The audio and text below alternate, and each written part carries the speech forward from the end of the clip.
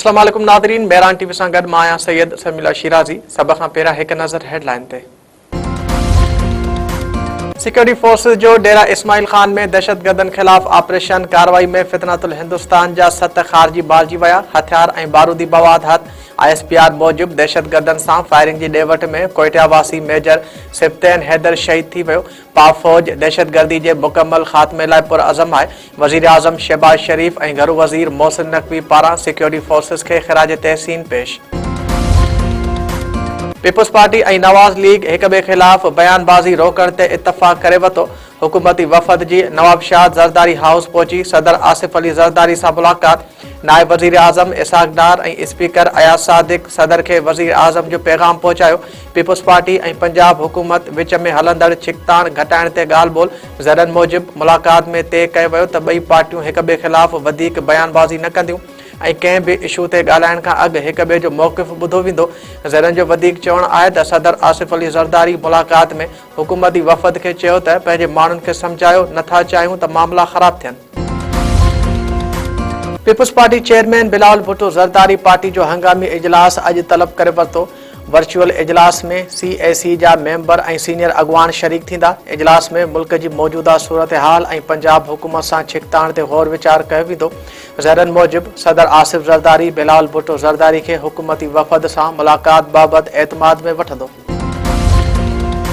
वॾे वज़ीर सैयद मुराद अली शाह चयो आहे त सदर सां वफ़ाक़ी वज़ीरनि जी मुलाक़ात में को हर्ज न आहे। वफ़ाक़ी वज़ीर सदर सां मुलाक़ात कंदा रहंदा आहिनि। का ॻाल्हि हूंदी कराची में मीडिया सां ॻाल्हाईंदे वॾे वज़ीर वधीक चयो आहे त बिलावल भुट्टो ज़रदारी जी तजवीज़ ते पंजाब हुकूमत खे नाराज़ न थियणु घुरिजे। ॿोॾ मुतासिरनि जी मदद लाइ आलमी बिरादरी सां न ॻाल्हाइण सम्झ खां ॿाहिरि आहे। इसराइल ऐं हमास विच में अमन मुआहिदो धुरनि पारां मंसूबे जे पहिरीं मरहले ते सयूं अमरीकी सदर ऐलान करे छॾियो। डोनाल्ड ट्रंप चयो आहे त समूरनि यरगमालिन खे जल्द आज़ादु कयो वेंदो। अमन लाइ पहिरें क़दम तौरु इसराइल पंहिंजी फ़ौज खे मुक़रर हद ते वापसि आणींदो। अॼु मुस्लिम दुनिया इसराइल पाड़ेसरी मुल्कनि ऐं अमरीका लाइ वॾो ॾींहुं आहे। वज़ीर आज़म शहबाज शरीफ़ पारां ग़ज़ा अमन मुआहिदे जी आजियां। शहबाज शरीफ़ चयो आहे त विच ओभर में अमन लाइ मुआहिदो तारीख़ी मौक़ो आहे। मज़लूम फ़लस्तीनियुनि अज़ीम क़ुर्बानियूं ॾिनियूं आहिनि। पंहिंजे बयान में वज़ीर आज़म शहबाज शरीफ़ वधीक चयो आहे त मुआहिदे लाइ अमरीकी सदर जूं कोशिशूं आलमी अमन लाइ संदसि अज़म जी अकासी कनि थियूं। मिस्र, क़तर ऐं तुर्किया जा अॻवान बि ख़िराज तहसीन जा मुस्तहिक़ आहिनि। सगड़न में मासूम ॿारड़ी खे बेदर्दी सां क़तल कंदड़ जवाबदार पुलिस मुक़ाबले में मारिजी वियो। 4 ॾींहं अॻु ॿारड़ी हीर बागड़ी जो उज़वा कपियल ऐं तशद्दुद थियल लाश मिलियो हो। वाक़े में मुलविस मुख्य जवाबदार ऐं ॿारड़ी जे भाइट ओम प्रकाश बागड़ी खे पुलिस पारां मुक़ाबले में मारण जी दावा।